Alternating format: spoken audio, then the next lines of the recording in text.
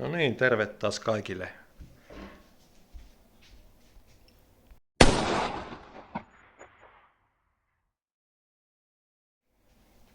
Nyt tuli tuolla postissa tai oikeastaan matkahuollon kautta toi uusi korkeapaine kompressori ja tuolla saa 300 baaria eli 4500 p ja siitä pumpattua painetta tonne Hudson Blitzin säiliöön.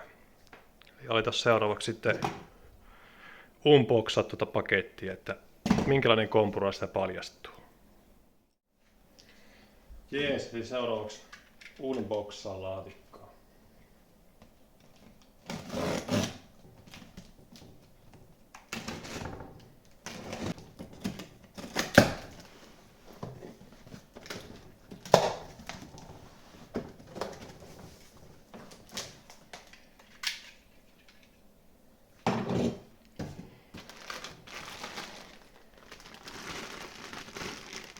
Oho, mukana ihan kunnon letku, sitten on separaattori, tämmönen aika paksu.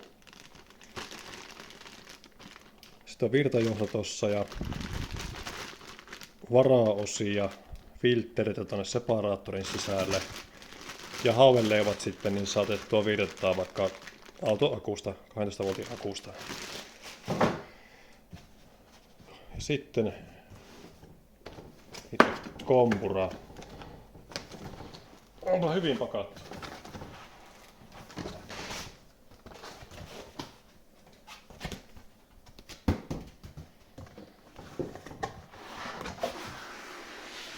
Sieltä se ulostautui.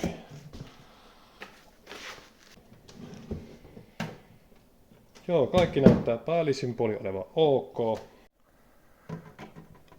Painoa kompurilla on noin 7 kiloa. Pituus 24 senttiä. Korkeus noin 18 senttiä. Jos ei kantokahvaa huomioon. Leveys noin 17,5 senttiä.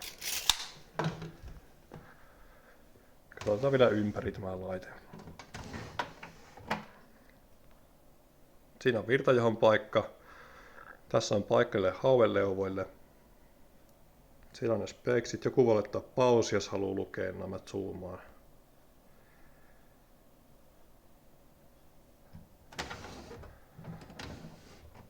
Sulake on ihan tässä laitteessa. Ei ollut entisessä sulaketta. Ja tässä on sitten tuo etuosa. Tässä on siis imuaukko tuulettimelle, sulkuventtiili, aukosuventtiili. Sitten on tuo ilmaventtiili ja tuossa on katkaisija.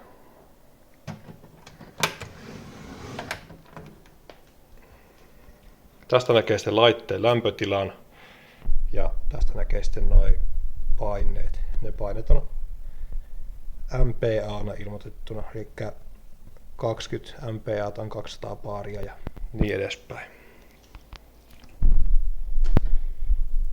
Mä en tiedä, onko se joku sisäänajo, jos varmaan tää ohjekirja lukee läpi, mutta eipä kai näissä ole semmosia. Ja 0,5 litraa pitäisi tämän täyttää noin 21 minuuttiin.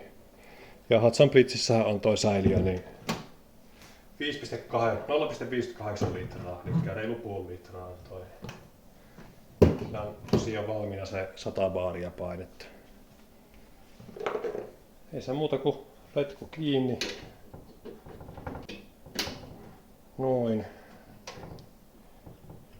Venttiili tosta kiinni ja kokeillaan tällä letkulla nyt eka, kun tässä on tulppa päässä. Tämä on tosiaan muovia tää tulppa, mutta sen pitäisi luultavasti kestää. Otan tonne päin, jos se poksahtaa se muovi tosta pois.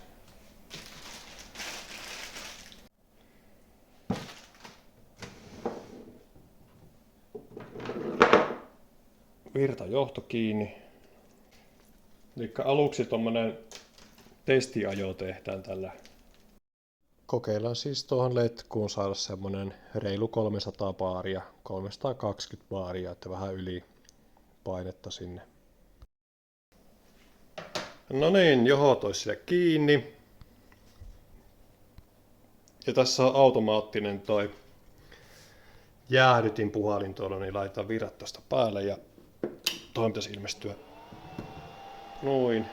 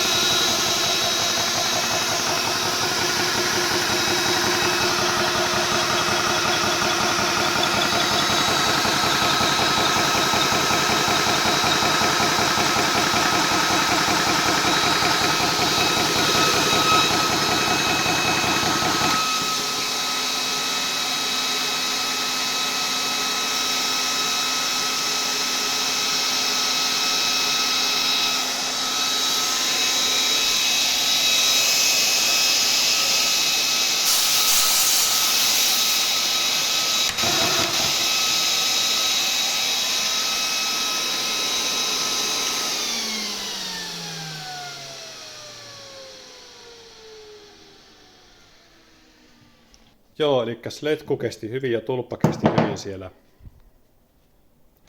Tuonne saatiin tosiaan se noin 310-320 baaria. Tämä oli se manuaalisella sammutuksella, eli itse pitää muistaa sammuttaa sitten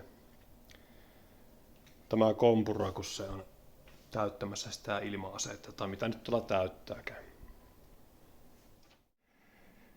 Juu, eli seuraavaksi ton Hatsanin säiliön täyttö. Laitetaan virrat päälle, lähtee tuulittimet päälle.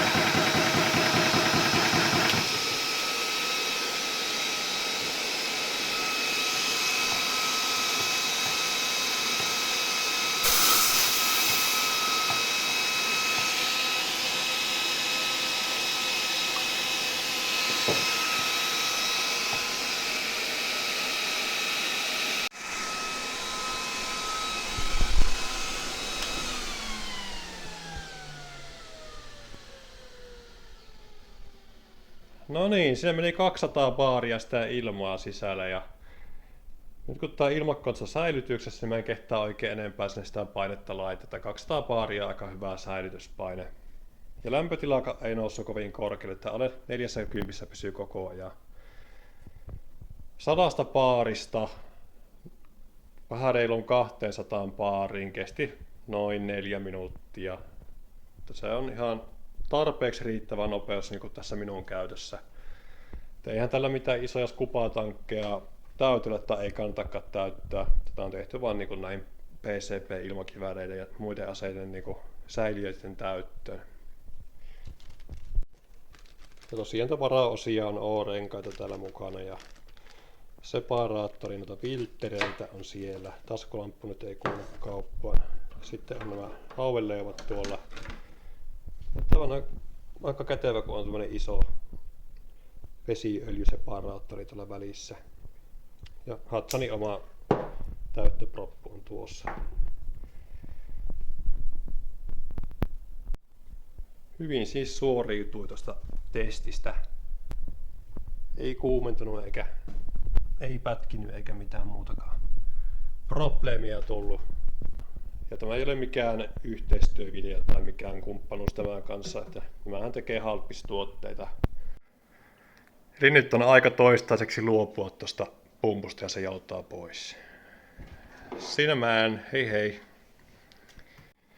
Kiitoksia kaikille, ketkä tämän videon katsoi ja erityinen kiitos sitten kuuluu näille kanavan tilaajille, ketkä on mun kanavan tilannut, Musmeister-kanavan, niin suuri kiitos taas kaikille ja nähdään taas ensi videon parissa. Se on moro!